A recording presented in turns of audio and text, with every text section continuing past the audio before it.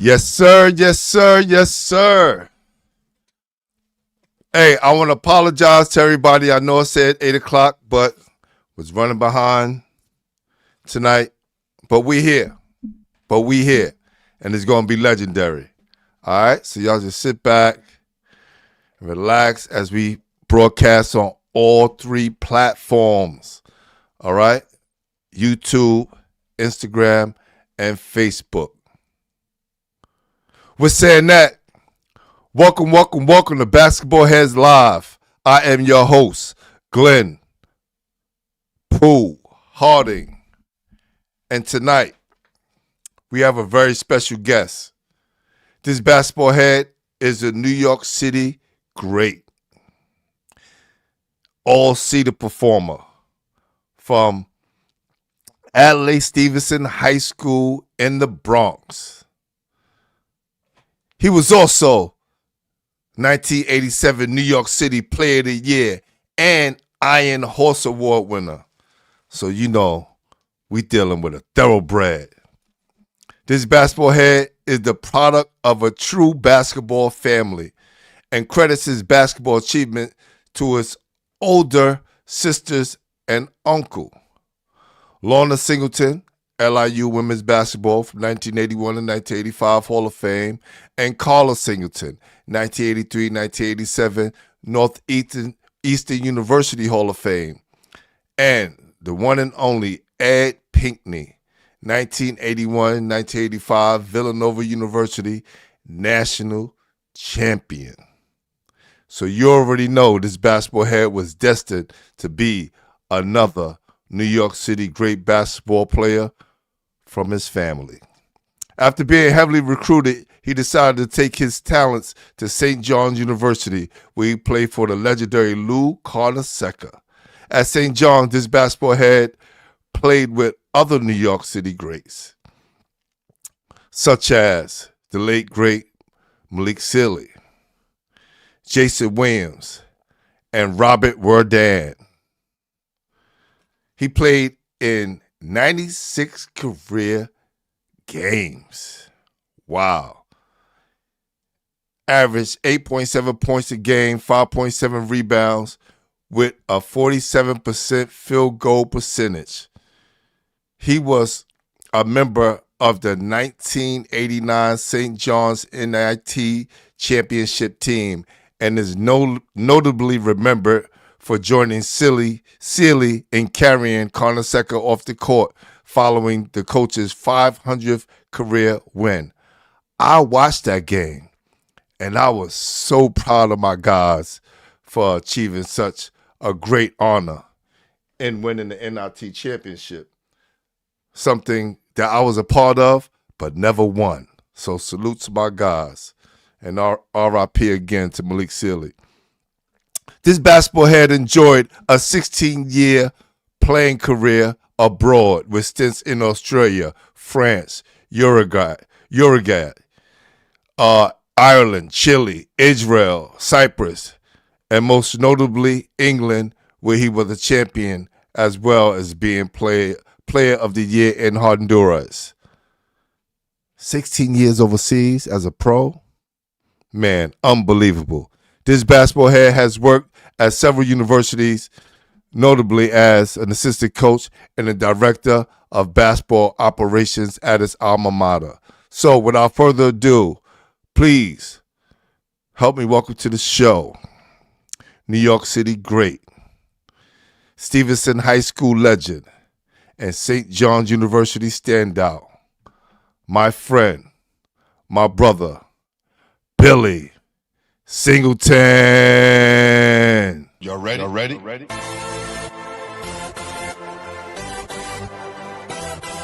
Yeah. You have just stepped into the world of chaos, where everybody goes hard. Come on. Go hard.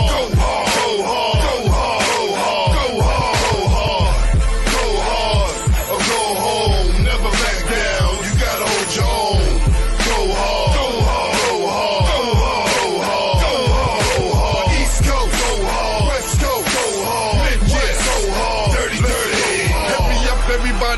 online, buy your tickets cause the game about to start.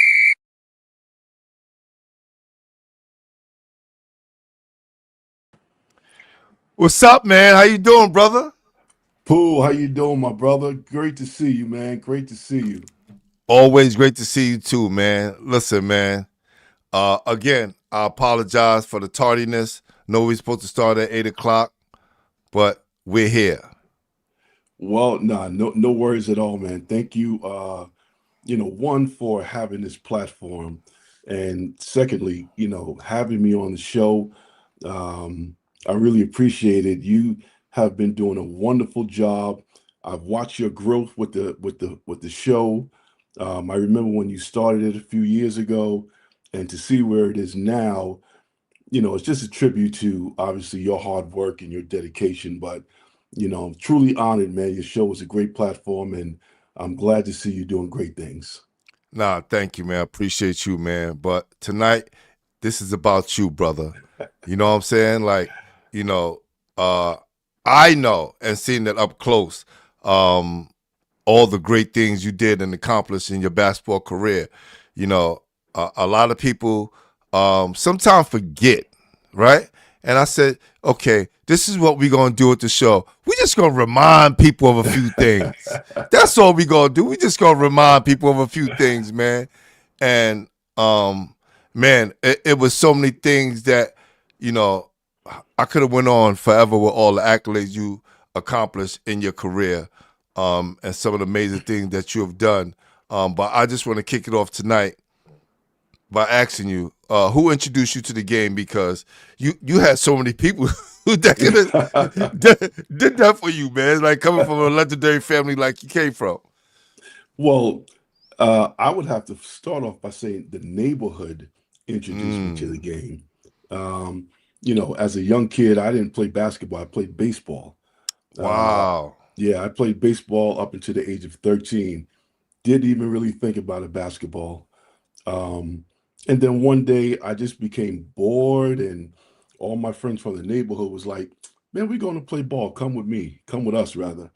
And I went across the street to the park, and I never picked up a baseball glove again. Seriously, I still love the game, but so yeah, the neighborhood was largely responsible for it. However, as you mentioned, I did grow up in a very, in a big basketball family, so that had some influence to do with it as well. No doubt. Hey, look, so we got some people already checking up in the building. Uh, F Quarter Bomb said Billy's basketball IQ for a big was phenomenal. That's right, man. Like guarding you, man, was so different because people look at you and be like, "Oh, this guy gonna be moving slow." Then you shoot past these guys. Then you can handle. Then you can shoot. It was just like, man, you made it hard for so many guys, man. Said real topic. Bob Olivia was actually innocent and had no choice. Okay, we're not gonna go into that. Thank you. I gotta make sure these guys. Billy's a humble, great guy for sure. Appreciate you, Black. Appreciate you, brother. Appreciate you. Get these guys out of here. Appreciate you. Thank you. We're not gonna do that tonight. Thank you. Thank you. Thank you. Appreciate you. Thank you. Thank you. Thank you. Thank you. Thank you. I appreciate you. Yo, D, thank you, man. Thank you. That is something for a private session. Do not put that on the platform or I'm going to block you, Ben. Let's do that. Another comment like that, you're going to be blocked off the show forever. All right? Let's keep it peaceful up here. And we're not here to talk about nobody's scandals. Tonight is Billy's night. For sure. This is crazy. This is crazy. First time that ever happened, too. So, what part of the Bronx? Because, I'm a Brooklyn guy, and I know, look, down in Brooklyn, we have our sections. Brownville, Bed-Stuy, Crown Heights, and we very particular about that, right? What part of the Bronx did you come from? Well, I'm from the Northeast Bronx. However, the part of the Bronx I grew up, we had five very big housing projects. Um, Bronx River, Castle Hill, Monroe, Soundview, and Bronxdale. However, so My grandmother lived in Monroe Projects, which I spent most of my youth in Monroe Projects. But my mom lived in a housing project about a mile away in Castle Hill. So I spent a lot of time there as well. So, I kind of say I'm from both of them because I had, great friends in both neighborhoods, and both neighborhoods were very talent rich. You talk about Monroe houses. Obviously my grandmother, Eddie is my uncle. So we had my uncle there. Then you had Fred Brown from Georgetown, that his grandmother lived in Monroe Projects as well. I heard about that. We had a great player named Patrick Jones, who's my buddy, Pat Jones. Um, Darrell Reed, who went to Missouri. Um, there was some really terrific and great players, and older guys from Monroe houses. They were phenomenal players. Also, I used to play in the park uh, when I got of age and was able to. But yeah, it was great runs there, and super talent rich area. And then also where my mom lived, spent a lot of time in Castle Hill projects as well. Again, a very talent rich neighborhood right across the street from me, who I grew up with them, is still a great dear friend of mine. You know, literally across the street, Bryant Reese played at North Carolina. That's a fact. In the next building, in the same building, Corey Fisher. These are guys who are across the street, one building over from myself. Kenny Satterfield. Mm. There was a player before us named George Lett who played in the NBA. And there are many other ones. Kenneth Robinson. There's so many great players that come from that area, from the Northeast Bronx. So I was blessed, and I was also very fortunate to have great friends and been influenced by both of them. And it kind of says a little bit about that part of the Bronx where we come from. There's so many great players that come from there. Listen, man, not only the great players from the Bronx, but you grew up in the heart of hip hop. Like, let's just keep it a buck. Like, you was able to witness the birth of a lot of great things that we see today, and a lot of that stuff come from the boogie down Bronx. Do you remember like your first experience with hip hop? Like, what was that like for you up there and having those experiences? Well, it was an amazing experience. Again, live with my grandparents a lot of times. My uncle was 5 years older than me, so he was out in the park, and I would follow him around, and they had some legendary park jams. You talking about the Cold Crush Brothers, Spoonie G, the Furious Five. I saw these guys up close before they became worldwide figures, and many more. They were just great talents, playing music in the park, and when the street lights came on and all that stuff, I had to go home, but the music was still playing. And yeah, it was just great, man. It was great. It was a magical time in the Bronx. There was a lot going on, of course, but hip hop was kind of a beacon for a lot of us, and it propelled us and motivated us, really. A lot of great artists from the Bronx. However, you could say there are great artists all over the city. I love the rap from the Bronx and music from the Bronx, but I also love Queens. I mean, Queens get the money, as they say. Yeah, man. Yeah. And he know, spent a lot of time out there during I the spent a lot heyday of time of in Queens. hip hop Oh as yeah, well. oh yeah. Love Queens rap. Love Brooklyn rap, of course.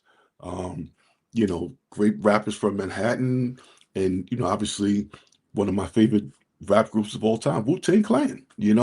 So yeah, to throw it up the So that's devil. right. That's right. So, you're talking about, hip hop had its origin in the Bronx. However, it was spread throughout the city, and people have taken it to definitely new heights and done some magnificent things with it, and inspired us all, really.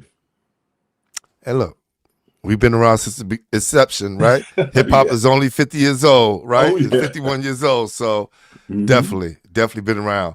So, what was it like for you to see your family members have tremendous success in basketball, and did that add any added pressure for you coming up as a youngster, knowing that you had all that star power in one family? Well, it was great to see. You know, it's so funny. My aunt Elaine, I just remember as a really young kid, being with my aunt. My aunt's watching me a lot, and she loved Clyde Frazier. I remember being in the bed with her watching the Knicks. She liked the Knicks, loved the Knicks.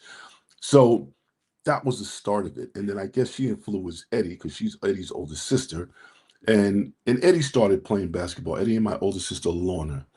And me being the young kid, I just followed them everywhere. And then I was ball boy on the basketball team when they were in high school and all that good stuff. And then followed my other sister Carla. So it was just kind of a natural progression. But I didn't really feel any pressure. I just, you learned, you looked, you enjoyed, and you just kind of tried to follow in their footsteps. Really, I always say that. I'm the worst athlete in the family.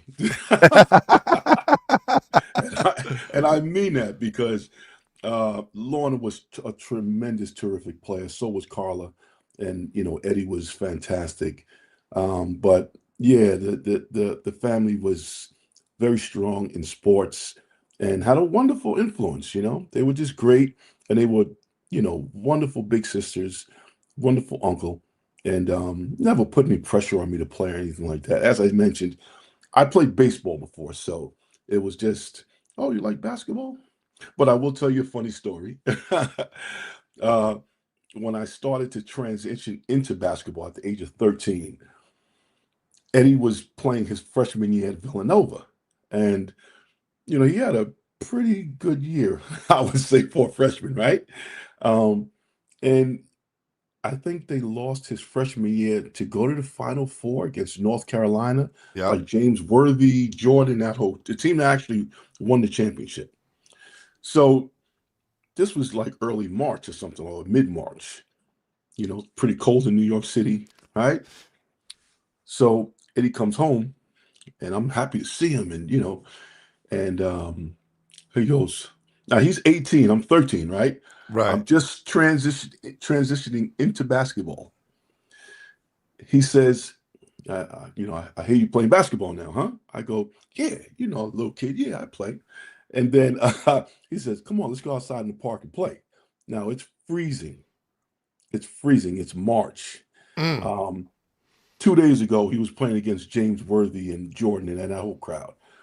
So we go out to the park, and he goes, take the ball out. He gives me the ball, and I start to play. My first 5 shots, he just punched it over the fence. And I'm looking like, hey, like you're not gonna let me win. He said, let you win. That's not what we do around here. So we Mm. played. In the first game I played, I scored one basket. Second game, I remember scoring one basket. In the third game, I scored three baskets. I was so happy. But that was an introduction. He's like, nah, if you're gonna play, man, you gotta play. You got to earn it. So yes, so that kind of set my mentality of how I was going to approach the game. So Eddie obviously had a great influence, and showed me what needed to be done and how to do Well, listen, I'm gonna tell you, and I told him this at the Bronx Basketball Hall of Fame, how he inspired my 1986 team Oh yes. with the help of his Villanova squad because they were true underdogs, and my coach told us to go back and watch that game, even though a lot of us watched it live, right? Yes, Now, go yes. back and watch that game and see how determined that Villanova was to beat Georgetown when nobody else thought they could do it. Right. And that was that special dynamic year that we had, winning my coach's first city championship, and it was inspired by Ed Pinckney and that 1985 Villanova squad. Yeah, that was a truly, truly inspirational game. It's so funny. Um, Eddie, he's very soft spoken, but he's very confident. And everyone thought that they were underdogs, but Eddie didn't think they were underdogs. Right, He right, of course. he always had that quiet fire, still has the quiet fire. And I remember, being confident. I was like, oh, they played Georgetown. Even as a young kid, I said they're going to beat Georgetown in the championship. But, going into your championship in high school, you guys won in '86, right? Yep, yep, Yes, yep. I remember that. You guys had an incredible run. And, I remember I was at the city championship. You were just like, a 6'5" person who could play 1 through 4, 1 through 5 in high school. And, it's just great that Eddie's his his team was able to motivate all of us, and I'm sure, Yep.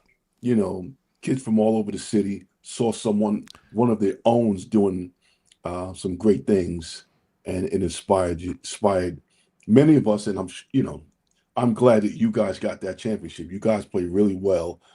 And I just remember, I was like, who is this guy Harding, man? You were playing point, you were playing center, you were doing it everything. You were throwing passes like magic. You were Thank you, very man. very, very tough player yourself. Appreciate that. Appreciate Yep. that, man. Like those are the early guys like him, Fred Brown, that I knew from New York because, I I started to really get into basketball my freshman year at Lincoln when I joined the team. So to find out all these early guys that played, John Johnson from Virginia, all these guys that was from New York City, the Pearl Washingtons, the Ed Damagers, and all these guys, Ed Pinckneys and others who was from New York City, I was just like, wow, who knew we could take it this far? Yeah. I know Well, that people probably knew that before that, but for me, it was all brand new. yeah. Well, if you don't know, you don't know. I mean, we That's didn't right. know. We just were coming up. But the names of New York City players are legendary and endless. I mean, we could go on for days talking about all the great ball players that have come from the boroughs. Um, there have been just so many, and we just got to be happy to be able to follow their footsteps, really. That's right. That's right. Frank Rodriguez said, my brother, his high school teammate, says hello. My great high school point guard, Frankie Rodriguez, my man, No my man. doubt. They all coming on to show you love. They all coming to show you love. Now, you talked about growing up during the 80s, experience playing basketball against legendary players from both housing projects that you were from, experiencing hip hop and its birth, right? Um, did learning the fundamentals on the streets? Like, when did you kind of join gauchos? Like, when did that happen? Did that happen later on in high school, or were you introduced to them younger because your family? Okay, so it's a funny story how I became a gaucho. My uncle, he played for the Gauchos mainly, but he played for Riverside also. So both my sisters played for Riverside Church. Mm, So I'm coming up, and I said, "Oh, my sisters played. I'm going to play for Riverside." And then I remember I had a friend from the neighborhood. I was at Kips Bay Boys Club. I grew up in the Boys and Girls Club, Kips Bay, yeah. and a friend from the neighborhood said, "Hey, man, you're pretty tall. Why don't you come to Riverside Church with me?" He meets me down on Story Avenue, takes me to Riverside Church on a Saturday Mm, morning.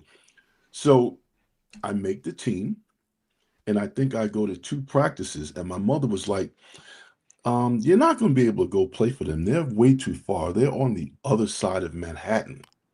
wow. It was too far for me to get there. My mom worked at Harlem Hospital and in Harlem, and um, she was on the east side of Manhattan. Right. So I remember, I had another friend play for the Gauchos. I went to a Gaucho practice, and the Gaucho practice happened to be 2 blocks away from where my mother worked. Mm, So she was like, "Oh yeah, you can play for the Gauchos." So I was like 13 or 14. I started playing for the Gauchos in, I think, 8th grade. and I never switched. So that's how that happened. And I'm glad I did. I love Riverside, but Gauchos are Gauchos, right? and I Gauchos, love man. and I love both. I love both. There's none of that. Great friends from each time, and the Broncos and all the other teams around New York. Listen, hey, I tell kids, during our era, there were three, right? There were the big three. Gauchos, Riverside, and Broncos in that order, Yes. right? And, Gauchos being the first that was around in 1967. That was the birth of that. And all those players that played there. You guys did some amazing things, man, and you guys is traveling everywhere. And I think if it was today's time, we all would have flooded the one team, but it was just like, no, I want to play against those guys. Like, if they got all those guys, the best, you want to test yourself against the best, right? Yes. And that's how it was. And the other guys waited for us to come back to the city to compete because you was going to get smoked when you come home, too. Right? How was that for you guys, man, traveling all over the world, bro? Well, let me say this. I truly admire all the AAU programs from when we grew up. The Gauchos, Riverside, the Broncos, each one teach one. Yeah. Elm Core out in Queens. There was some amazing programs. And what was even more amazing were the people who kind of, ran the programs for us. I mean, they loved us as young New York City kids. That's So a it was fact. great. Shout out to all of the pioneers and the people that ran, all the programs around the city. But yeah, the Gauchos was an amazing experience. Some of my best basketball memories are playing with the Gauchos.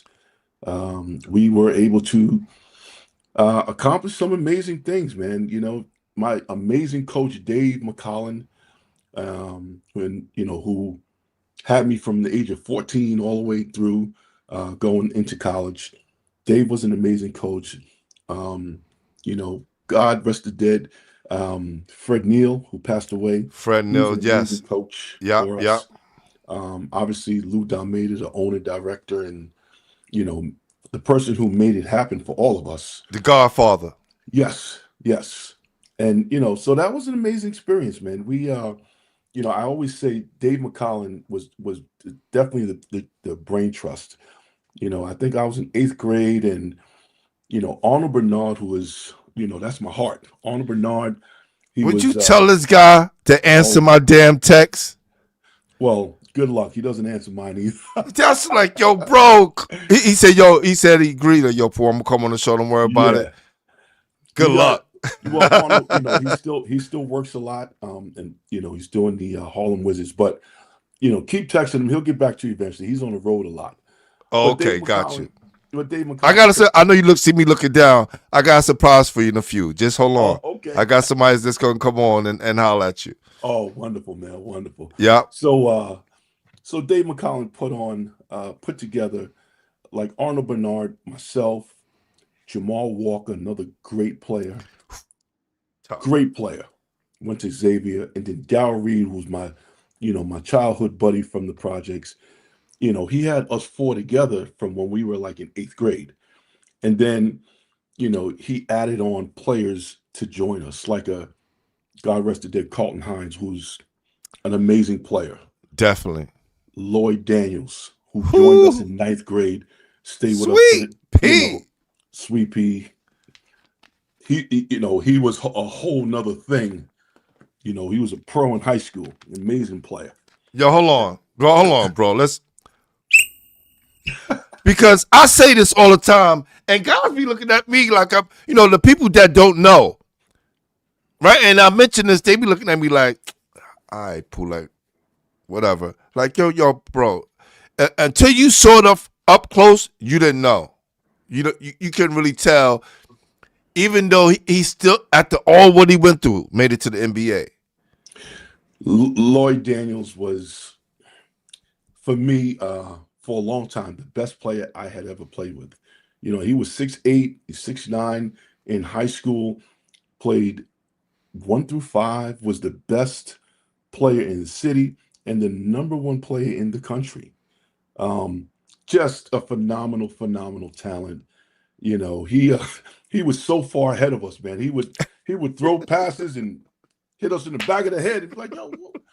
And this was, you know, he was way ahead of his time, way ahead of his time. You know, so you add a Carlton Hines, you add a Lloyd Daniels, you add another player who recently passed away, Jonathan Duck. Yeah. You know, you add those players to what we had with myself, Arnold Bernard, Jamal Walker, and Darrell Reed. Now now you have like 7 Division I players, and I think if you take that anywhere on the road, you're going to compete, and probably win more games than you're going to lose. So the Gauchos was a great experience, man. We had so many amazing players, and the guys that came before us. Oh my gosh, like the team that was before us. You're talking about Dedrick Irving, Kyrie Irving's dad. You're talking about Rod Strickland. You're talking about Darrell Wright. You're talking about Lamont Thornton, the great Boo Harvey. Like, these guys were just in the neighborhood. They were just in the neighborhood. And so, just kind of trying to follow in their steps and, do the things that they were doing and maybe take it to another level. It was great. It was great, man. It was great. Gauchos was an amazing experience. Man, you guys is doing things we only dreamed of, man. Like, damn, these guys on television, man. These guys, oh shit, Billy on CBS. What the hell?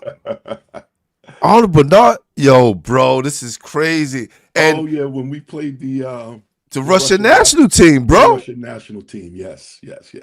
Like, that was a great experience for us. Like, you guys was superstars, even though you are our peers, right? We were peers. Cause bro, it's not like today when, you can kind of appear on TV or whatever, and it's 1,000 channels. You can be on YouTube. It's like four or five channels, and you guys is on the main one. Well, again, shout out to, Lou Dalmeda and Dave McCollin and all the other, coaches and directors that ran the Gauchos and had the wherewithal and the foresight to put that game together for us. Because, how do you get the Russian national team to the South Bronx? How does that happen? So, we were just very fortunate to just be a part of it, man, and have that experience. And then on top of it, we won the game. It was a great experience. Great experience. Back then, right, we see guys from other countries in the NBA. Back then, there weren't any. And I think you guys kind of spearheaded that, because I know the NBA was paying attention. Mm-hmm. Right? And then later on in the 90s, you start seeing these guys come through. But what you guys was doing was an exhibition for the world. And I think it was the first that was done. And, man, that's what makes it so legendary. And you was a major part of that whole thing that was going on, man. So that was awesome. No, I appreciate you, man. Thank you. And again, thankful for the experience. Dave McCollin, Lou Dalmeda, Fred Neal, and everyone else that were able to put that together for us. Who knew that we'd be talking about it 40 years from now, 40 years from then. So yeah, it was a great experience. And, it's funny because when I played in college, I was part of the Big East All-Star team, and we went over to, this was 1990, I believe. So we went over to Russia and Finland for a month. We went there for half the summer. Wow. Jim Calhoun was our coach. Dave Lato, who was head coach of Virginia, he was one of the assistant coaches. And that experience with the Gauchos helped me during that trip, because I was like, wow, I remember these guys. They play a little bit different from us.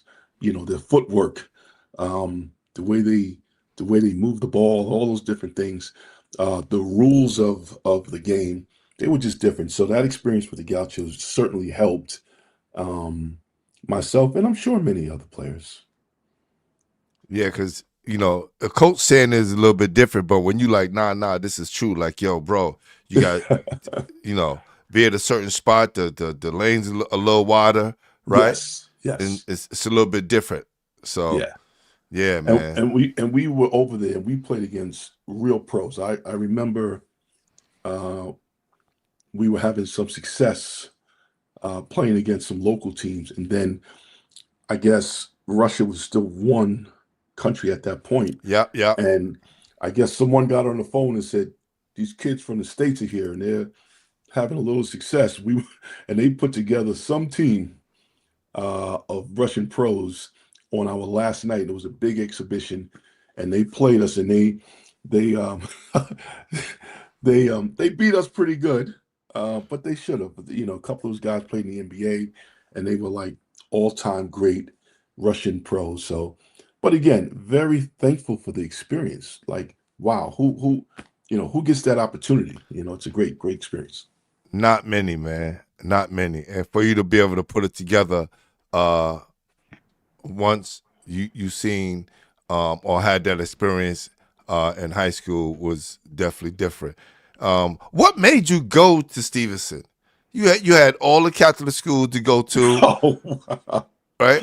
I know you were definitely sought after. Like, what made you go to Stevenson? well, a couple of things made me go to Stevenson. I thought, as a 13, 14-year-old kid, you're like, oh, I want to do this, I want to do that. I thought I was going to a private school in Manhattan that offered me, and this other culinary school that offered me. I was like, I'm going to go to school in Manhattan. And then, as things progress, you're like, I'm not going there. And then, um, and then I was, thinking about St. Raymond's because St. Raymond's was a mile from me. Stevenson was a half a mile from me. But I already had a relationship with the coach. My high school coach was great. Steve Post, just an amazing coach. Um, Again, I was his ball boy when I was 12 years old and 13. There you go. So the relationship was there. The culture was there. Followed my uncle around and my sisters. I knew the school. All my friends from the neighborhood were going there. So it was the natural thing to do, and I'm glad I went there. It was just really good experience. Yeah, kind of knew that, but I wanted to hear you say it for sure. Like you never know of an option. This the family school. This is what we doing. and Okay. shout out to Coach Post. He was coming to our junior high school games, making sure that I was going to go there. So Like yes, I said, heavily recruited. Right. You gotta do your homework and know, man. You know, right? This was happening. This was happening. Wow. This is crazy. Oh man. So hold on for a sec, because I think, let me see if we could get this straight real quick, because I would love people to see this right here. Yeah, I'm gonna wait for it to download. Um, man, I watched this, man, and I'm saying to myself, I've watched this video maybe 10 or 12 times since I've been doing the show, and it's still amazing to this day how this all went down. Hold on, let me see something real quick. Okay. It's probably, hopefully it's not too distorted. Let's get this on here real quick. Do. Glenn, how Okay. long have you been doing your show now? 5 years. Wow, 5 years. wow. I remember you Five just years. started. Man, you've had some amazing guests on here too. Man, check this out. Can you see the screen? I sure can. I know you remember this. Oh my gosh. This was when we were this is the Russian All-Star footage. Yes, I do remember this. This was our great coach Gabe McCollum, and my buddy Dow Reed, and Jonathan Duck. Oh, it was a special time. Jamal Walker, Russ Smith Sr. Russ Smith Sr. Wow. Russ Smith played with us. He was a very important part of our team as well. Um, you figure, how did Russ Smith Jr. become so good? Well, Russ Smith Sr. was a pretty good player also. Wow. I Oh didn't know yeah, that, Bills. I didn't know yeah, that. oh That's yeah. crazy. He was our defensive stopper. Wow. And Yeah. I met Russ at the Bronx Basketball Hall of Fame. Told him about the show. He said he knew about it. He said, just, give him a call, reach out to him, man. And knowing that his dad is a gaucho, right? Yes. Yes. That's awesome, man. That's awesome. Didn't know that. So just found Yeah. out some history, Yeah. right? Russ Smith. Yeah. Russ Smith Senior. He ran uh the junior program for the New York Gauchos for many years. Has done fabulous work in the community, and and he raised a pro. He raised a That's a great son. fact. So yeah. That's a Oh yeah. fact. Yeah. Just going back real quick to why I started the show, because it was around the time of COVID, and a lot of our guys was passing away. Lamore Kirby, Jonathan Duck, Dave Vetwitz, right? Lee Green, Mhm. and a lot of others, right? And I was just saying to myself, damn, these are all my peers. Like, we all around the same age, and it could have been any one of us. And Yes. we live in New York City, and no one are telling these stories, and seeing these guys not being around no more kind of really touched me, in a special way. And I just stepped up to the plate, man. My friends was telling me in 2015 to start a podcast, and I waved them off. They was like, "Yo, Pooh, do a basketball Wow. podcast, man." Like, Wow. nobody be talking about basketball. I'm not doing that. And the Most High said, "Here you go." Wow. That's amazing. That was the catalyst for you to start this. That's amazing, man. And to tell the stories of so many people that kind of um, played an integral part in the city basketball. And I think with your show, you're able to put the pieces together, and tie a lot of things in. So congratulations, man. Thanks for starting the program, starting the show. And as I said, you've had some amazing guests on here. Um, and I'm happy to be here. Very happy. That's right, and you're Yeah. another amazing guest. We gonna keep it going strong, and I want to make sure that you were the first guest to come on for the year 2026, brother. So this is all done on purpose, man, to make sure we give you your right just due, man. Because Thank you. Thank that's you. right, man. Definitely deserve it, man. Definitely deserve it. So let's get back into celebrating you, my brother. So you go to Stevenson. You finish up the family business there. Did you immediately start playing as a freshman, or did you play JV? Like, because the Catholic school, you gotta go freshman and JV and then varsity. They have a certain protocol. What was it like for you at Stevenson coming in as a freshman, or did you come in as a sophomore? Because back then New York was a little bit different in that way as well. So I came in ninth grade. However, I was growing rather quickly, and I had, I don't know, they call it Oscar's. I had the growing disease. So my freshman year, I did not play. I had surgery on my leg, because my leg was bow-legged at the time, and it was causing me a lot of pain and problems. So I did not play my freshman year. Um, at Stevenson. Started playing as a sophomore. Was going to school as a freshman, but didn't play until a sophomore year. Wow, Yep. no doubt. And Sophomore year it is. yeah, Oh and my God. and I wish we would have. I wish I could have played because the team was very good. And even if I could have averaged 1 point on that team, maybe it could have made a difference. But Hey, you we never know. you never know. My freshman year we lost to a team that won the state title Truman High School with Rod Strickland and Tyrone Joy. What a great team they had. Woo! And they had the little big man. I forgot his name. The I guy in the forgot. middle.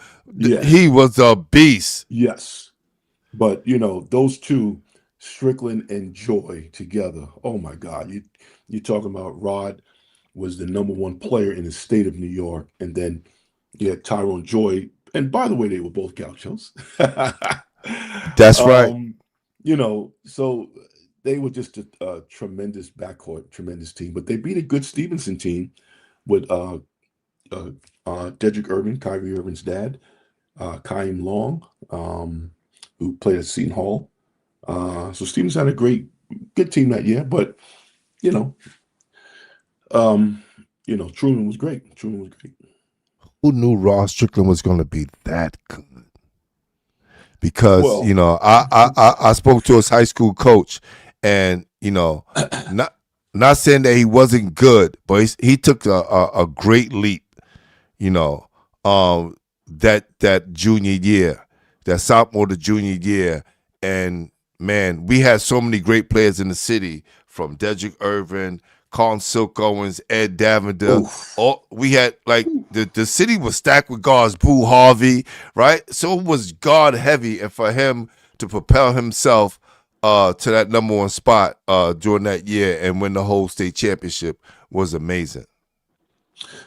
Well, I'm going to say it was surprising for some, but those who saw him every day wasn't a surprise for us. See, He yeah, was, he was just he was in the gym at the Gauchos. It's funny because myself, Darrell Reed, Arnold Bernard, Jamal Walker, we followed that team around. We watched all of their games. Boo Harvey, Rod Strick, Lamont Thornton, God rest his soul, he just passed away a few yes. months ago. And we were supposed to do a show with him in the next week or two, Wow. and he Unbelievable passed. talent. Yep. So that team, we followed them around. So, when I seen Rod do all those amazing things, was I surprised? Not even a little bit. He was doing those things. He was, you talking about a Hall of Fame talent with Rod. Just an amazing player, and great person, unbelievably great person, doing some great things at LIU, and keeping things going there. But yeah, great player, unbelievable player. And so cool, man, so cool. Oh, the center, their big man name was Rob Brantley. Bob Brantley, right? Bob Yes, Brantley. Yeah, yeah, Rob yeah, Brantley. Yep, yeah. yep, yep. Man, he said we beat them twice that year, Bill. Your boy Black SB1, yo. Shout out to Truman. You guys were great, man. You guys were great. You guys were great. Wow. So, you come back your sophomore year. Like, what year did you start to come into your own as a player? I'm gonna say my junior year. I made a bit of a jump my junior year. We had some really good players on my high school team. Ed Duncan played at Fairfield Woo! University. Ed Duncan, yes, for sure.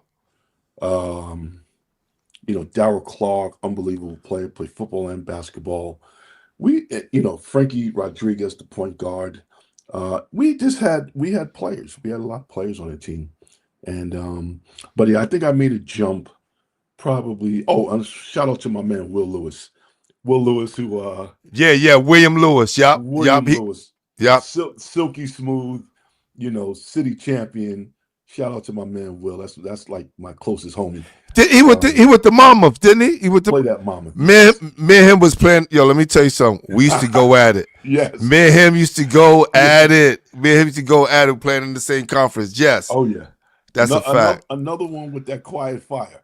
We got to get these guys on the show, man. Yeah.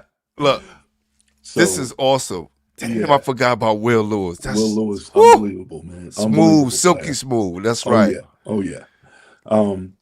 So yeah, I would say my junior year I made a big jump. And then my senior year, I was captain of the team and all that stuff. So we had a pretty solid year my senior year. We lost in the city championship to Springfield Gardens.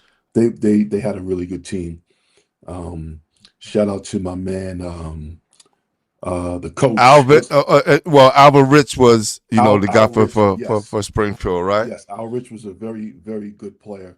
But Coach Feeler, Yes, yes, who yes. I became very good friends with when I was working with Norm Roberts at St. John's. He came to every one of our practice. An unbelievable guy, man. Unbelievable. What a great coach and what a great person. But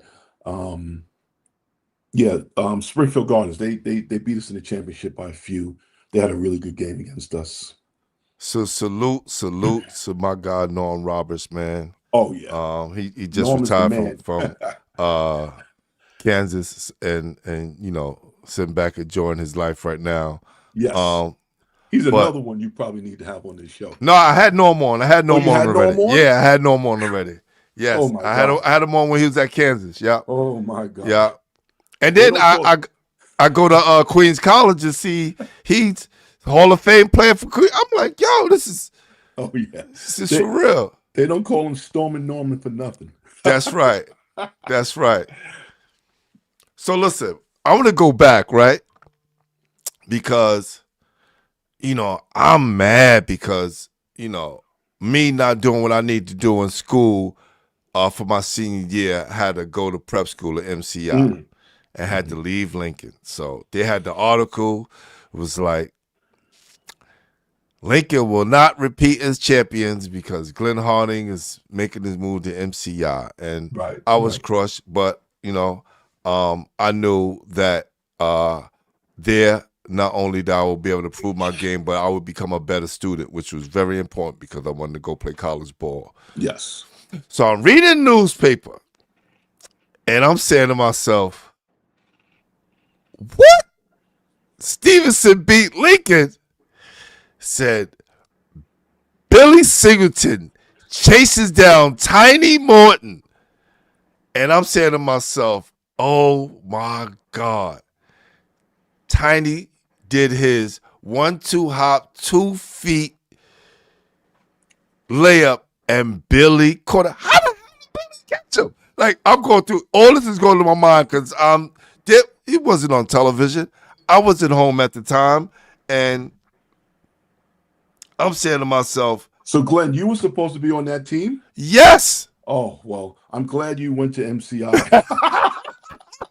I tell people, I said, man, if I was home my senior year, and look, but you guys had a great team as well. So it would have just been it would have been a battle. It would definitely been a battle. So let me set this up for you. Okay. So Steve Post, my high school coach, and Bobby Hartstein, the coach of Lincoln, were Yes. very, very good friends. I don't know if they were great friends, but I know they had a good All of them were relationship. tight, bro. All of them were tight. They were all tight. Yes, yes. We played them every year. They came to us and we went to them. We knew Lincoln. They knew Right. us. Okay? We knew the Marbury clan. It was all good. Yeah. So we played Lincoln. That was our third time playing them that year. Okay, we played them the beginning of the year in the scrimmage. Then they came to us, and then we played them to go to the city championship. Okay? Right. So we knew each other. It was a very close game. Tiny Morton, what an unbelievable player. Oh my God. So everybody talks about when I, luckily blocked his shot. But let's talk about the 5 plays before that. Going into the fourth quarter, we're up maybe 15 points. Lincoln presses us, and Tiny Morton stole the ball from us 6 times in a row. Wow. Yes. He was incredible. So he's, he's all over the court. He's like 5'10" or whatever, 5'8". He's fast. 5'8". We're not gonna give him 5'10". That's why his name was Tiny. We're not gonna give him 5'10". But what a great player. He's stealing the ball. He's making tough shots. He's scoring over me every time. And then I guess it was they pressed us. We had a few seconds left. I turned the ball over. He gets the ball, and we were in a race, and then I luckily got a finger on it. It wasn't no LeBron chase down. I'm not going to even say that. I got a finger on it, and I made a very lucky play, and Yo, we went Bills, on to hold win the on. game. Everybody told me about this shot. Yo, listen. First of all, yo, bro, you had no idea. Me reading this in the paper, what I'm feeling inside, and I'm saying to myself, yo, no, they were right there. They could have just proved everybody wrong at the time, but I think it was just fate, right? And your sheer determination to chase down that basket and get that block shot, because that was the block shot that was heard around the city because everybody was talking about it. Well, again, Tiny Morton played with us on the Gaucho, so I know Tiny. I felt great for myself to make that play for us to win, but I felt terrible that it was him. That he happened to be the person that the shot got blocked. But shout out to Tiny. I love him. Great player. Unbelievable talent. And you're talking about playing it forward. How great of a coach was he, or is he? Won 10 Man, city championships, unheard of. that's right. That's right. Tiny Morton is the man. That's right. And then played in New York. He coached in New York versus New York this year for the first time and won a championship. Yeah, Tiny Morton is unchallenged, great coach, just an all around great person. Tiny Morton. Hold on, because they keep asking me where. I'm telling you, come on right now. Stop playing. It says, I remember Stevenson demolished Manhattan Center the year that Carlton Hines, Andre McCullough, and John Arnold. 71-42. Ooh. Woo. Well, I remember us playing again. A lot of those games, I don't remember them. Of course, because you was in the moment. Look, and this is what I tell people, because a lot of people be saying, that didn't happen. I said, yo, bro, if people were there watching you, a lot of time we don't remember all the things that we do because we're in the moment. Yeah. Right? But those people who are watching you, and this is why we celebrate guys like yourself and everybody that come on this platform, because our history was always written by somebody else. Now we get to tell our own oral stories. True right? story. And let it come from us. But here's our guest, right? He's on a roll right now. But he said, yo, Pooh, I want to tap in tonight because that's my guy, the one and only Coach Tiny Morton. Yo! Big fella, what's up? You can see me? Yo, what's up, my guy? How you doing? What's going on? Oh, man, it's been so long, man. That's true. Yo, love you, brother. Love you, man. Same, definitely. Yeah. What you up to? I'm chilling, man. Just doing some work with the Knicks and doing some directing with them. And I was teaching for quite a few years. Nice. And not teaching this year. So but yeah, all is good, man. All is good. That's what's up. Yo, it's great to see you, man. It's great to see you. I was joking with Pooh. I told Pooh, I said, I got to talk to him, man. I got to let him know how I shaped his life. You know what I'm saying? I got to let him know. Hey, Tiny, I was telling Pooh that how lucky was I, one, to be able to catch you, first of all. And secondly, people talk about, when I got a fingertip on your shot, okay? It wasn't no LeBron chase down. It was none of that. Okay? I talked about how you stole the ball from us around 6 or 8 times in a row prior to that play. Oh, yeah, So, exactly. yeah, no, Tiny was an amazing first-team All-City player. Mm-hmm. Just a great player, man. And, he played with us on the Gauchos. And Tiny and I believe we played together 1 or 2 years on the What were those games upstate? Empire State games, brother. Come on, Empire State.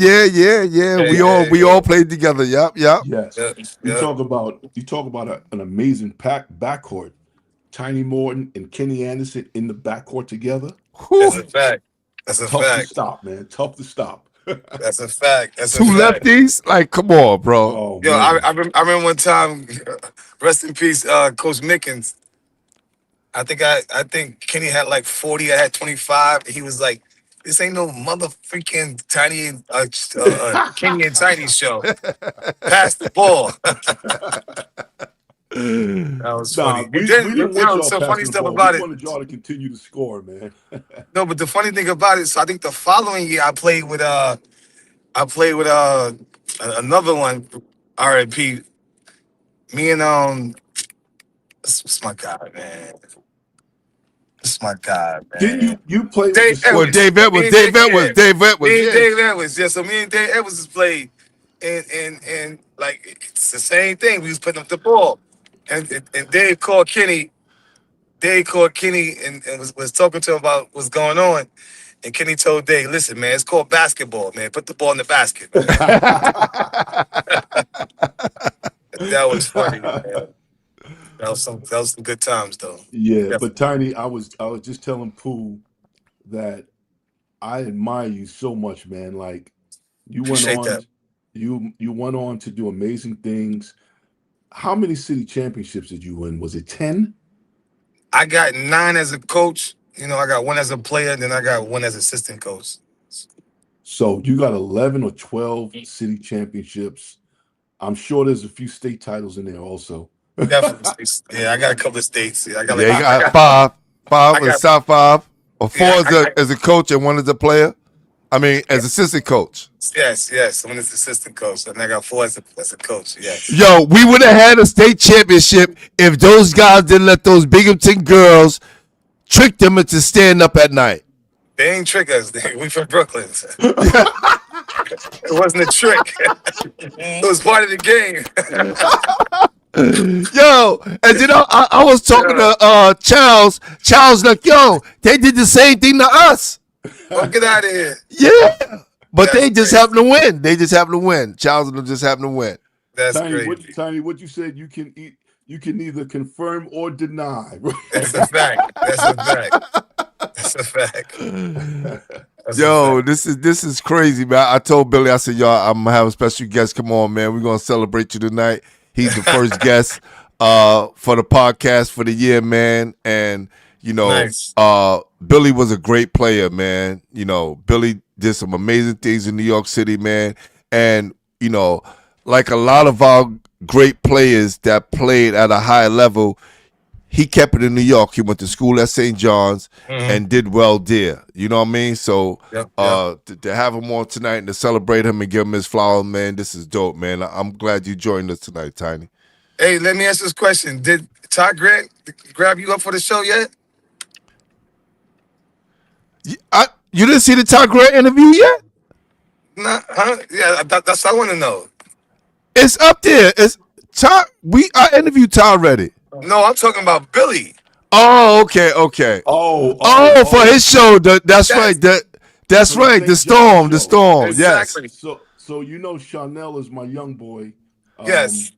So Chanel and I have mentioned it, and David Kane, you know, that's family. Yes, that's exactly. So we've mentioned it. We didn't do it yet, but we'll get around to it. We'll get to it. Okay, that's what's up.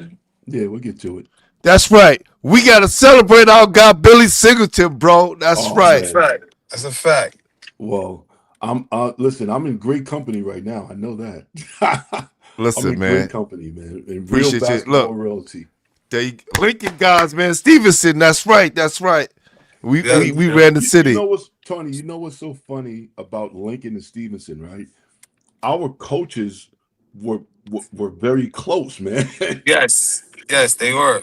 Yeah, and it's Stevenson. My uncle played with, or I think he played with the older Marbury brothers. Yeah, Listen. at the Gauchos. Yeah. Yeah, Do everybody know who your uncle is, huh? Did everybody know that? Yeah, they know. Oh, We okay. mentioned it. We're gonna mention it again. The legendary That's what's Ed up. Pinckney. That's right. Exactly. So Big so A. the Stevenson Lincoln thing was always in play.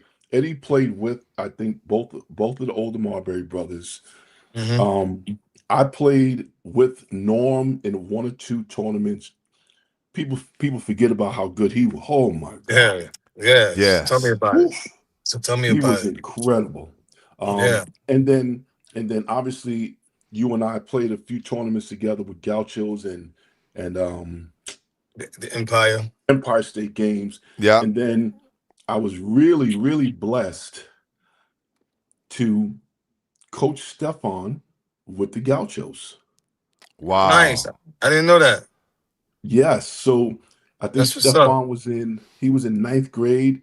I think Mm. y'all won the city championship or state championship his freshman year. And then I took the Gaucho team over to France and Stefan was on the team. Nice. Nice. Yes. So the Lincoln Stevenson thing was always in play, man. We Yeah. loved you guys, man, and had so much respect for y'all. Um, Appreciate that. and yeah, you guys were amazing, man. Amazing. I mean, I think we got, I think we had a nice run, Lincoln. We definitely had a nice run. We got a couple of chips up there. Y'all We had an definitely had a nice amazing run. An amazing run.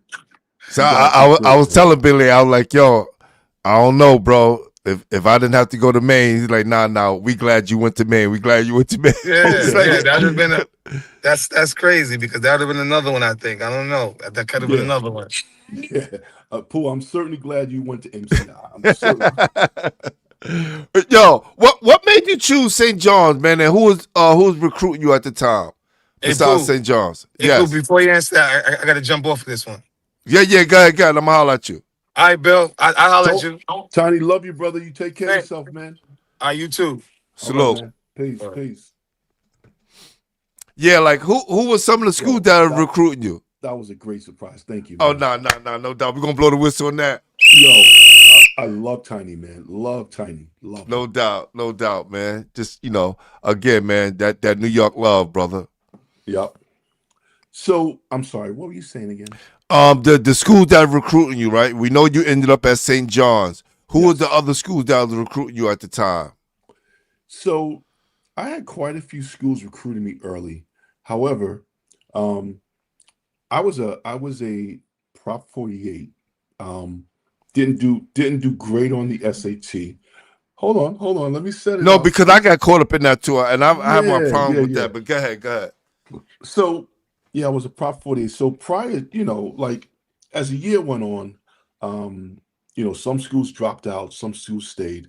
But early, you're talking about USC, Wake Forest, um, Whew. what's my man's name? He just passed away. The legendary coach that was at USC. He is George Raveling. George Raveling. Yes, Yep, George yep. Raveling. Really liked me as a player.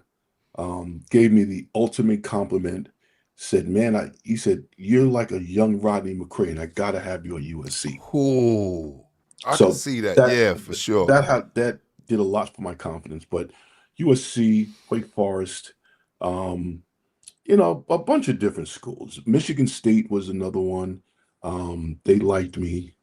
I think St. John's I think they liked me and they started to love me later on. Seton Hall a little bit. But all those different schools, all the schools in the area. Virginia, Commonwealth was another school that really liked me. FDU really liked me as well. Coach Tom Green. Tom Green. That would have been very, very special too, man. You Yes, playing yes. beside Desi Wilson. Yes. That would have been crazy. Yes. Yeah. So yeah, there was a lot of different schools. But I had to wait and see. And talking it's funny. I talked to Jayson Williams, who was prior, the year before that, Jayson Williams was a victim of Prop 48. And it is so funny that my freshman, they were like, okay, Bill, you're just gonna go to school. And first semester I had a 3.7. Had a 3.7 my first semester. So I'm saying to myself, like, saying I can't do college work, but it all worked out for the better. My degree is on the wall. And, That's right. That's right. We every still got those degrees, brother. oh yeah, yeah, yeah. But it's all part of your development, all part of your growth. And it just makes you stronger as you go. So it's all good. Yeah, I just felt like there was a roadblock that they put in our way because too many of us was getting free educations and we was coming by the boatloads. There were so many young African Americans getting these opportunities, and because now SAT is not really important. They could take all the SATs and add them up for one. Just imagine we was able to do that, bro. Like I look at it and I laugh at it now. It's just like it's Yeah, like a couple of years ago, people had to get shots because they thought they was gonna get sick, and then a couple of years later, they let a whole bunch of people into the country for like with yeah, no shot. yeah, So again, when you look at this stuff over history, because history teacher and yeah. study all Well, these things. I just get upset at that because when I talk to guys like yourself, to Jayson Williams and other people that was a victim of that Prop 48, I just thought it yeah. was an unfair rule. Well, I always say whatever doesn't kill you makes you stronger. And here we are. That's right. That's right. That's right. Made us both great men, Yes. no I, doubt. I appreciate you saying that. Thank you. Nah, no Thank you. doubt. Nah, no Thank you. doubt. Thank you. No doubt. So, okay, what was that transition like for you going to St. John's or off the court? And did you commute from home or did you have an apartment? So the commute was I didn't have a car my freshman year. So, I used to take the bus home a lot of times. Every weekend I was home. And my friends were like, "Yo, are you in college? are, you, are you in college?" I'm like, Now "Yeah, explain to people while we're having this conversation right here. yeah." So yes, I did have an apartment. Right off in Jamaica Estates. It was a beautiful apartment. Um, but I was 18 or 19, and I wanted to be in the neighborhood and hang out with my friends, and I was back in my high school a lot and all that stuff. So yeah, the commute was very easy. The transition, me coming from public school, going to a Catholic university, that was a little difficult, and maybe the first few weeks, but the people there were very, very nice. There were a lot more rules at Catholic school. There were different courses I had to take that I didn't even know existed. But I think it made you or made me a more well-rounded person, well-rounded individual, and it made you see things from a worldly perspective rather than the narrow lens that you might have been looking at it from. So no, St. John's was great, man. It was wonderful. Met some great people there. Um, you know, the amount of experienced people and like great men. I met some really, life-changing great men at St. John's. One of my big mentors was George Johnson. Mm. George Johnson played in the NBA for several years, leading rebound in St. John's history.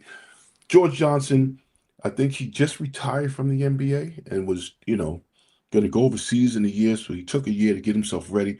But I was with George Johnson every day. I credit George Johnson a lot on teaching me how to play. He was just an amazing, amazing mentor. Ron Stewart, who played on the Final Four team, Yep. another one. I mean, just great, great guys. David Russell would come back, spend a lot of time with Dave Russell. Um, and then our coaches, Coach Carnesecca was just, people talk about how great of a coach he was, but he was an even better man than being a coach. He was an amazing man, you know. And then our assistant coach, Ron Rutledge. Oh my gosh. Ron Rutledge was like, you know, he was the person that fit all the pieces together, for you. Kind of took you from a young man, raising you as a older man, or going into adulthood. Brian Mahoney was an amazing coach. He was, they had that good cop, bad cop thing going. Carnesecca and Brian Mahoney and Ron Rutledge and Coach DeBalbo. They had it all going on. So it was great, man. It was great. Um, but yeah, what a great experience. Great, great, great experience. Man, some great times, some great men, and also some legendary players. Oh yeah. Eric Kennedy said, I remember George Johnson when he played at New Utrecht. And he also played for legendary coach Gil Reynolds as well, that just had Bernard King and Albert King and all those guys too. So, Oh yeah. Oh yeah, remember George Johnson. His name definitely rang bells. George Johnson was incredible, man. Incredible. He's another one.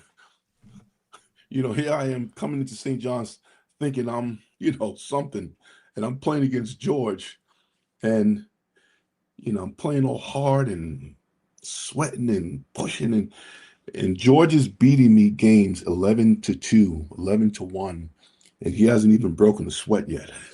And I'm like, how you doing this? And he was just, man, he said, young fella, take your time. Take your time. So George Johnson, shout out, love George. OG of OGs right there. Man, you said he taught you how to play. Yes. And here you are, the player of the year in New York City, and you playing against this guy, and you're like, man, he taught me how to play. He What taught a me how to great- play. I didn't know anything until I met George. Well, I know a little bit, but like going to that next level, what I needed to know, George taught me. Taught me about it. Taught me how to take my time. Taught me footwork. Taught me how to be, how to work. He taught me a lot. Yo, Billy, Ed Kennedy said this too, man. Your battles with Alonzo Mourning was legendary. Man, watching you guys play, I sit and go, that's my guy. Playing against 6'11", 7-footer, holding his own. Like, let's give some props to that. A Hall of Famer. Like, you are battling him like you was 6'11", bro. You not. Come on, man. Like, how was that playing against him and all those big guys in the Big East during that time? It was a great experience. I learned a lot. Playing against Alonzo, I would say he was one of the strongest people I've ever played against. 6'10", he was just an amazing athlete, really amazing. And it was just great, man. Him, Dikembe Mutombo, God bless his soul. Dikembe, yes. Have a Hall of Famer. We would battle during the game, but Dikembe Mutombo made it a point to come up to me after every game and said, in his broken English dialect, good game, good game. He always made a point of it. And I said, man, this guy's unbelievable. He was just an amazing, amazing person. And I wasn't surprised that he made it to the heights that he made it to, just because he was a great person. Yeah, with the finger. Oh gosh, I got stories about the finger. we might have invented the finger. He got us one time. Oh my gosh. The first time we're playing Georgetown, and I don't know, I think I was starting that game. Jayson might have been injured. So it's Rob Werdann, myself, and Malik Sealy. So coach says, hey, Malik, you're going to guard Robert Churchwell. Billy, you're going to guard this new kid from Africa. He's around 6'7". Just keep him off the board. I know he rebounds pretty well. And he's talking about Mutombo. And then he's like, Rob, you're going to guard Alonzo Mourning. So Georgetown comes out of the locker room, and they look like an army. I mean, like, they just kept getting taller and taller and taller. Right. And I think Matumbo blocked 12 shots against us that night. Wow. He might have, well, I know he got me once or twice, but he was just an incredible player and a true gentleman, man. True gentleman. Just an amazing guy. Amazing guy. But you're talking about Alonzo Dikembe, the great Derek Coleman, uh, Billy Owens, Brian Shorter, all of these guys. The Big East has always had some legendary talent and a lot of pros in it. And, for those few years that I was blessed to play in the Big East, it was no different. There were pros everywhere. But, you just got to learn a whole lot and cherish the moment and just be really grateful for the opportunity. I know people probably checking you out now, hearing your soft spoken voice, and not realizing how mean of a dude you was on the court, bro. Like, what was it that time when Ed taught you, right? It's a difference when you step on the court because you cool off the court. But man, on the court, you turn into a whole different person. Like, where did that come from? Well, again, growing up in the neighborhood, you learn, when you're just playing around, you play around, and then when it's time to play, you get serious, you get busy. So, yeah, I think the neighborhood, but obviously my uncle was very instrumental in setting that tone for me. My high school coach also, Coach Post was another very soft-spoken guy, but carried a big stick. And it's so funny, just going forward, like my overseas time, I got a chance to really know. I played with Anthony Mason in the USPL, and I'll never forget we were playing against Dallas Commerce. He was a great pro from Oh DePaul, yeah, for DePaul, right? beast. And myself and Mason were the inside players. And Commerce was having a great game against us in the first half. And the coach was like, Singleton and Mason, you guys better get your stuff together. This guy's. And then I remember Anthony Mason coming out the first play of the game, making a play, knocking Commerce down, dunking the ball. And, Mason went on to go and like have 45 points in the game. Mm. And that taught me from that moment on, you know, as a pro, when it's time to work, let's go work. So, Anthony Mason, my uncle, and all the other players that I had the the blessing to play against and play with. Yeah, you just learn as you go. You learn as you go. I'm gonna ask you one question about the Big East, and I want to move to your pro career, man. Get you out of here, man. I know it's getting late. 30,000, 33,000 Carrier Dome. First game. You walk out and you see all those people. What you thinking? It's bigger than I thought it was on TV. The Carrier Dome, the wind tunnel, you got to get used to that too. There's a breeze up there. They don't feel the breeze because they're playing it in every day. Right. Yeah, it was a great experience. The first time we went up there, my sophomore year, we played Syracuse in the Garden, and I had a solid game against Coleman. Shout out to my man Derek Coleman. No doubt. Man, talk about real dude. Yeah. Unbelievable talent, and he's doing great things in the community, in his home city of Detroit. So shout out to Derek Coleman. But we had a good game against them, and we beat them by maybe 1 or 2 points, something like that. And they were ranked like number 1 or 2 in the country. You talk about the great Sherman Douglas, you're talking about Coleman, all these guys were there. And so we go up there, and this is their revenge. And it's my first time going there. And you talk about, I think they might have gave us a 20-piece that night, but you talk about the dome, 35,000 people, a sea of orange. There was a little speckering of us red St. Yes, John's. yes. They might give us 500 tickets out of Right. 35,000. So, but yeah, it was the dome was a great place to play. And I said, wow, man, these guys get to play here every game. That's great. So yeah, it was good. Definitely something you gotta get used to, man. The backdrop, Oh yeah. the cold breeze, the cool breeze that's always there. Oh yeah. Right? Yeah, definitely something to get used to, man. Yeah, Brian Bren, appreciate you, man. R.I.P. Malik Sealy, man. Another one of our great players, man, who Yep. homegrown, went to St. John's, and was your teammate. Oh yeah. Yeah. Malik, you know, he was a prince, man. He was just a prince. Prince of a person, king of a man, great player. Just everything you wanted as a teammate and as a friend, that was Malik. You know, did things the right way, spoke to people the right way, played the game super hard. You talk about a talented guy. Whew. 6'8", jump out of the gym. But very clever player.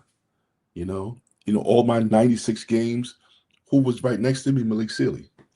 We played, we went to war with everybody, and he was always right there with me. So shout out to my brother. He's resting in peace. No doubt, our brother But Malik, man. what a great man. Yeah, both of you guys, man, was silent killers, man. Nothing flashy, hard work, but you know you was gonna get that work at the end of the day, no matter what. Man, let's read off some of your accolades, man. Hold on for a sec. Eric Kinney said, I remember the time Billy and the Gauchos, along with Arnold Bernard, Darryl Reed, beat the Russians. Yes, we definitely talked about that when the Gauchos gym first opened up. Appreciate you, brother. Man, Biggie's All-Star Team, 1990. English All-Star Game, 1993, 97, 98, 99. Damn, Bill. Jesus. English League All-Star Team, 1997. Player of the Year in Honduras, 1994. Israel League Newcomer of the Year, 1995. BBL Champion, 2001 and 2003. National Cup winner, 2000, 2001. National Cup runner-up, 1997, 1998. BBL Trophy winner, 2003, 2004. BBL Trophy runner-up, 1997, 96, 97. BBL Championship winner, 2004, 2005. Playoff runner-up, 2003, 2004, 2005. Playoff winner, 2000, 2001, 2002, 2003. It seemed like every year of your 16-year career, you was doing something unbelievable, bro. Well, again, I was truly blessed to have some phenomenal coaches and some great teammates. That wasn't all done in a vacuum by myself. No way. I was a part of it, but, just really blessed to play on some really good teams. Won 6 championships in 16 years. Lost in the finals a few times, but credit to a lot of my teammates. I'm talking about some unbelievable guys, and we're in the Northeast, but the players that I played with came from everywhere. Down south, out west. Played with a great guard, Derek Rucker. Played at Dave. He was the guy who Steph Curry idolized. Really? Oh yeah, Derek Rucker, an amazing talent. 6 foot. This guy just played with the Cavaliers and just didn't make the team. But great player, another great player. I'm name off a couple of guys. So Derek Rucker, Larry Johnson, and I'm not talking about the big LJ. I'm talking about LJ from Durham, North Carolina. He was a point guard. How about this? He went to Odessa College, the same junior college that Big Larry Johnson went to. Wow. Broke his scoring records. Played at Murray State after that, and we wind up on the same team, and he's my point guard. So what an amazing player. You talk about a guy named Pernell Perry, who was Refrigerated Perry, the football player, his nephew. Guy was like 6'5", 6'6" from South Carolina. You talk about Bo, Jackson. Bo Jackson. He was Bo Jackson at 6'5", 245 pounds. Just, Whew. yeah, so some amazing players. Kevin Garnett's younger brother, I got the opportunity to coach him and play on his team. Some unbelievable players, man. Unbelievable players. So, played with some great players. I was on one team in England for 6 years, another team for 4 years. Just unbelievable talent, man. Unbelievable. And that goes with what an incredible player and person that you were, because overseas is kind of different, right? You can have 1 year you'll be someplace, another year you'll be someplace else. But for you to be around on certain teams so many years is a great thing in those systems. Yeah, it was great. Once you find a team that fits you and you fit it, it normally works out. You work hard and do what's asked of you, and you reciprocate. That's a fact. Hey, appreciate you. Salute Ayatollah Beats, the #1 basketball heads in the world. I appreciate the super chat, brother. For sure. Hey, Glenn, can we shout out some of my favorite players from New York? Do you mind? Yeah, but we gonna do it. We gonna because we gonna shout out to favorite player, but we gonna get into our top 5. Oh, okay. Oh, that's All gonna right. be tough. That's gonna be tough. All right, so get me in trouble with that one. So that's the whole point. That's the whole point, because you only can name 5. But this is what I want you to do before we get into that, because I'm gonna give you a chance to get your shout out on, and for all your players that you want to talk about and give a shout out to right now. And let's do this, Bill, too.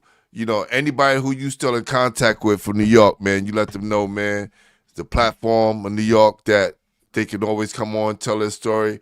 I would love to have them on, man. Okay, sure thing. Yeah. So I just want to give a shout out to my Gaucho crew that I play with. Darryl Reed, Arnold Bernard, Jamal Walker, Russ Smith Sr., Andre McCullough. Those guys, I was with them as a youngin' for many years. So played on some great teams with them, and I often credit those guys for my success, because as a young kid, you got to be in the right program, you have to be in the right setting. So shout out to all of those guys, man. My coach Dave McCollin, who was a great influence, Lou Dalmeda, Fred Neal, those guys. And then obviously my St. John's crew, Coach Carnesecca, Coach Rutledge, Coach Mahoney, and one of the greatest and best players ever to come out of New York, Mr. Boo Harvey. That's right. Here he is right there. There you go. Boo Harvey was an amazing. That's right. Boo Harvey might be the best guard I've ever played with. Possibly. He was if not one, he might be 1A. He was just an incredible player. And I'm glad to say I got Boo Harvey's first interview ever. Cause Boo Harvey don't talk that much. He went on the Storm as well. But man, right? Whew. This guy, he didn't say one word sometimes. He would just go hit another game winner. That's right. He's that's like, right. That's all I have to say. God bless. Good night. Yes, God bless. Good night. Boo Harvey, an amazing player. My brother from another, Jayson Williams, Malik, of course. My brother from another, David Kane, Charnel Scott, my young boy. Yeah, man. Just wanted to give a shout out to all those guys for having a part in my development, man. Because everybody put a little piece in. Hopefully I was able to give them a little piece, but they certainly put in and fed into Bill Singleton. No doubt. And if you reach out to Jayson Williams is having a documentary done on him by ESPN. Yeah. I had the pleasure to send him some articles Yes. from his career to Yes. help that project out. And I told Jay, ESPN reached out to me, and I'm like, yeah, but Exactly. if Jayson hits me up, which he did, that's my guy. Yeah. Pro bono. This is what we're gonna do to help you out, brother, Yeah. because And he's doing some amazing things, helping a lot of people, man, down in Florida. always has. Always has. Jayson, he's always had a heart of gold. Yeah. Since I've known him. We've known each other since we was 14. And he's always been rock solid with me. Definitely. You ready to get to the top 5? Oh, top 5 of Hold all on. time? Yeah. No. Oh. Let me. Okay. I'm driving this car. You just chill out and you relax. I got you in the limo. You good? All right. Let's get to the top 5. All right. Hold on. Top 5. All right. Top 5 guys you played with. Top 5 guys I played with. And you played with a whole bunch of good guys. When you only can name 5, can't bring nobody off the bench. Okay. All right. So, and this is no particular order. Yeah. Okay. I got to start off with my man Lloyd Sweepy Daniels. Okay. Got to go with Boo Harvey.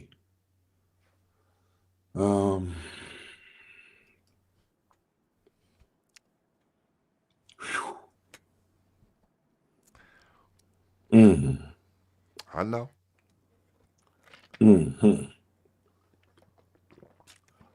With Rod Strick.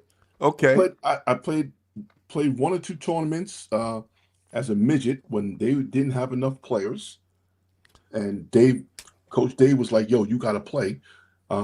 So Rod, of course.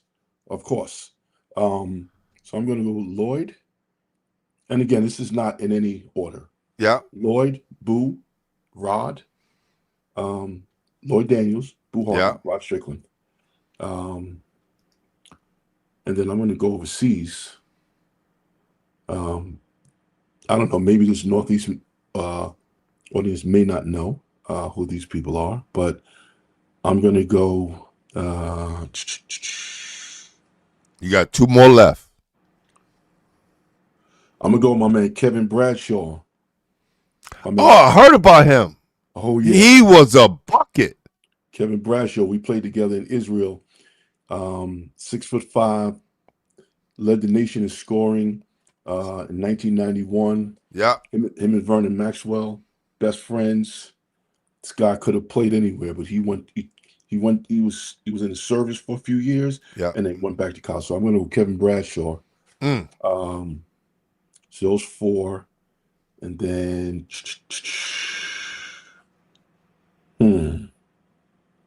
my 5th one. I gotta go with my man Larry Johnson or Derek Rucker. Either one of those 2. No doubt. Yeah, those 2 guards. Larry Johnson was super incredible, and my man Derek Rucker. These are guards who could do it all, man. So yeah, I would say those are the top 5 that I played with. My guy Bill doing the big, man, U.S. and international. Mm-hmm. You know what I'm saying? This is dope. I didn't want to stay home too much. Jayson and Malik, of course, but I didn't want them to be like this is all St. John's thing. So, no. But your basketball horizons is wide, right? Yeah, you know what I'm saying? Yeah. From the U.S. to playing 16 years, overseas. Not too many people can say they played 16 years as a pro anywhere. Right. You know what I'm saying? So for you to do that is an amazing accomplishment. That's right. Yep. At Army, led the nation in scoring. Yep. Yep. All right. Top 5 guys you played against. Top 5 guys I played against. Yep.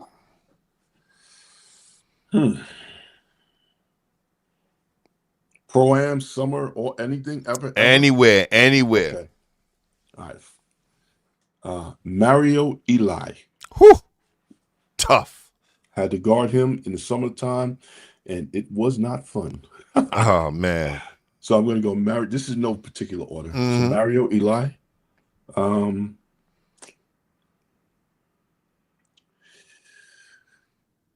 going to say Sam Cassell. Whew. Sam All Cassell. tough guards. Sam Cassell.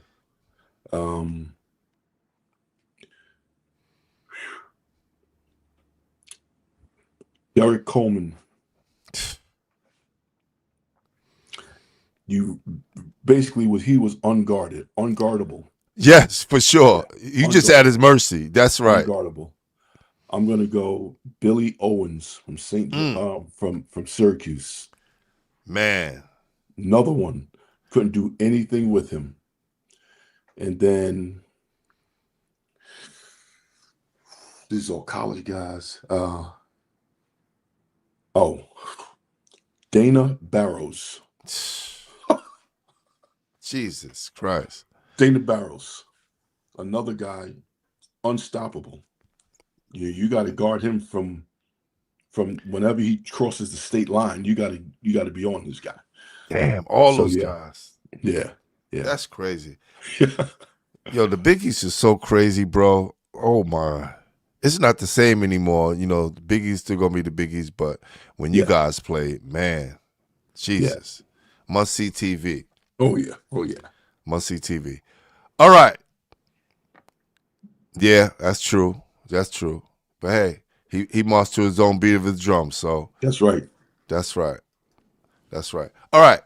Top 5 players in New York City history, according to Billy Singleton. I like this question. The number 1 player, Kareem Abdul-Jabbar, who's my GOAT. He's my GOAT. Yep. Okay.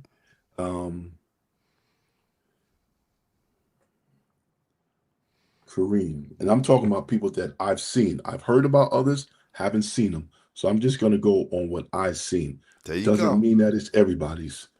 Okay. I'm going to go Chris Mullin. So you talking about Kareem, Chris Mullin.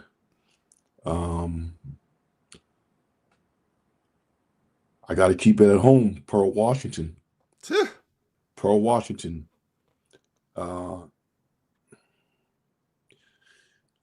I got to go Stephon Marbury. You know, like his resume, you know, like, Yeah. you know, who has that? That's a fact.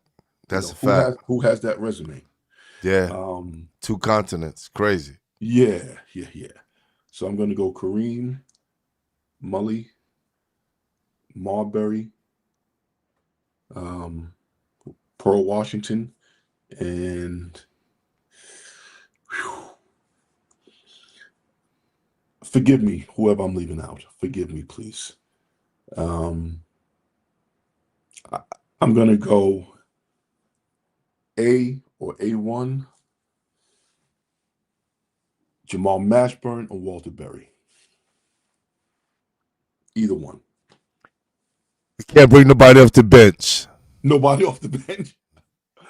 And it's a tough choice. I know it's a tough choice, but we have to make a decision. I got to keep it home. I got to go to the truth. Even though Mashburn's my guy, I love him. That's my young boy in the Gauchos. Isn't it crazy that Mashburn was the player of the year in New York State? Didn't make the McDonald's All-American team. And neither did Ross Strickland. Lloyd didn't make it either. So, yeah. You know, there's a lot of people that didn't make it. That's true. As I say, it's not how you start, it's how you finish. That's a fact. So, yeah. Well, listen, man, from your start to your finish, it was all greatness, my brother. You know what I'm saying? Much appreciated, man. Much appreciated. This is truly from the heart. Very proud of you. Very proud of you. As a brother, friend, peer. Very proud of all the things you accomplished. I watched your career. I watched you on television every chance I got, and rooted for you, man. Rooted for you, always rooted for you, Bill.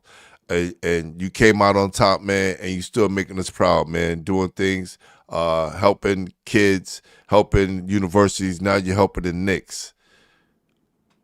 Come on, brother. Who could write a better story, man? and you still writing your story, okay? Well, I truly appreciate you, Pooh.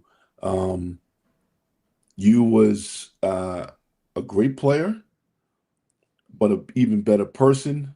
I think I speak for myself and many others that you're supplying an amazing platform for people from not only New York but outside of the city as well, because there's a lot of stories that need to be told that are very interesting, and you're supplying that platform. So I want to thank you for all you do, all that you have done, and all that you will do.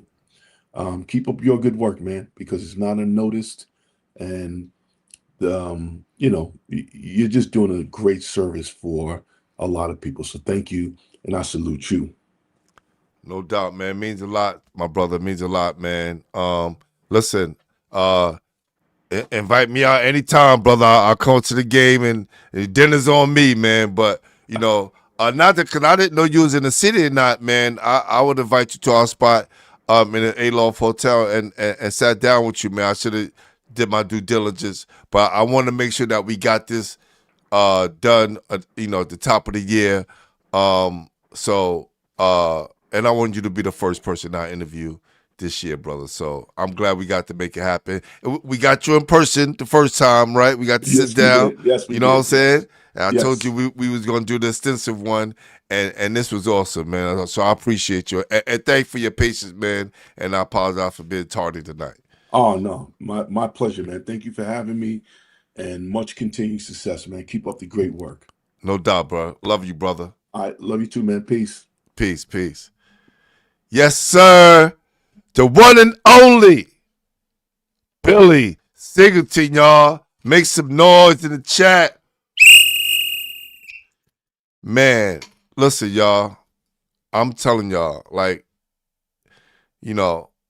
I know I get to, interview a lot of people and speak to a lot of different players from different eras. But tonight was truly, truly, truly a blessing to speak to my guy, Billy Singleton, man. Played with each other, played against each other, and always kept that bond throughout the years, man. And it means so much. So, you talk about a journey, right? A young kid coming from a very blessed basketball family. To see that his dreams can become true because his sisters and his uncles paved that way. And when he got a chance to do it on his own, he did not disappoint, okay? He did what he was supposed to do on all levels, from high school to AAU to college to Empire State Games to the Olympics, because I know he played, on that team internationally, playing against the Russians, playing at St. John's, to going overseas and playing for 16 years.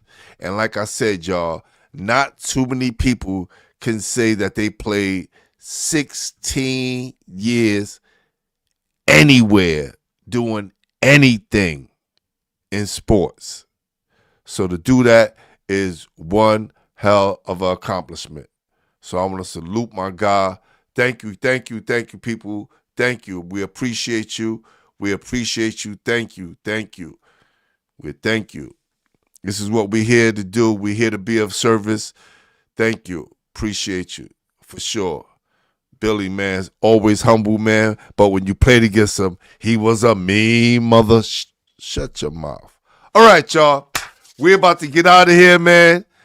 Listen, I'm your host, Glenn Pooh Harding. You've been watching Basketball Heads Live. And tonight, we had on my guy, Billy Singleton. First one for 2026. Love you, Billy. Love all you guys in the chat. We appreciate y'all. Share this content. Make sure everybody know we had Billy Singleton on tonight. You know how we do, baby. We about to get out of here. But like I always said, we are the official home for New York City basketball. We about to get out of here. So we're saying that. Peace. Y'all ready?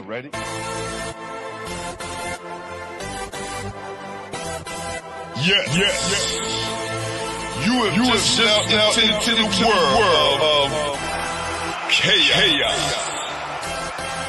Where everybody goes hard. Come on. Go hard. Go hard. Go hard. Go hard. Go hard. Or go home. Never back down. You gotta hold your own. Go hard. Go hard. Go hard. Go hard. East Coast. Go hard. West Coast. Go hard. Midwest. Go hard. 30-30. Hurry up, everybody. Get online. Buy your tickets, cause the game about to start.